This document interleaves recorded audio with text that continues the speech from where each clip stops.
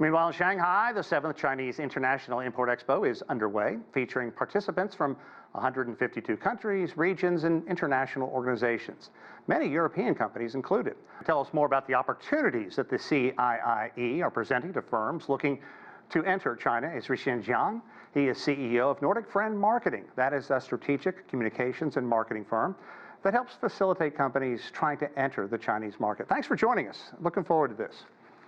Great to be here. What can you tell me about the key opportunities that the CIIE is presenting for international companies? This is, I believe, the 7th year, so it is a maturing conference, and it's certainly going to be able to facilitate or help these companies enter or expand their footprint in China. Yeah, as the reporter on site mentioned, there are a lot of new and advanced products, materials, technologies, and solutions happening. But on the other hand, it does really feel the more opening up of Chinese market to these international brands. A personal take when I was visiting yesterday is really crowded and busy, but in a very good way. Crowded with so many international business professionals visiting, with the Chinese companies and buyers visiting, but busy that people are not just browsing, they really have serious business talk happening on site. And speaking of this entry and expansion for the international companies in China, to be honest, in 2024, a lot of the market entry and expansion is not just happening 1 week a year. It's happening all year long. But CIIE is really exceptional expos where all these relevant stakeholders are gathered together.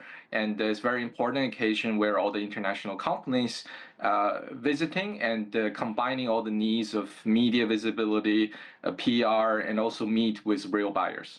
So how does participating in CIIE help foreign firms build this brand awareness and trust among Chinese consumers? Because obviously that internal consumption is going to be so important. And China, as you mentioned, has made it very clear it wants more international investment. But many firms have taken a hands-off approach. Do you think that's changing? I think a lot of these international companies, let's say they come to China 20, 30 years ago, their primary goal is to find sourcing partners and manufacturing partners in China. But then later on, looking at the vast consumer market. But right now, we see even B2B industrial machinery companies are looking at Chinese companies as the buyers. And the CIIE has become a very important opportunity for them to exhibit what they have in hand. And I know a lot of companies are reserving this opportunity to launch their recent technology or the latest products, even for global markets. Yeah. Okay, so what are some of the more effective strategies in dealing with these international companies that you've been able to talk with them about that they can employ at CIIE and to engage with local distributors, retailers, and other key stakeholders? Yeah, for example, we have quite some clients from the Nordics, and this year many Nordic countries continue to bring a lot of their companies to exhibit and even setting up their national pavilions. If you look at the overall statistics, many metrics of the whole CIE are reaching to a new milestone, but also for their delegations.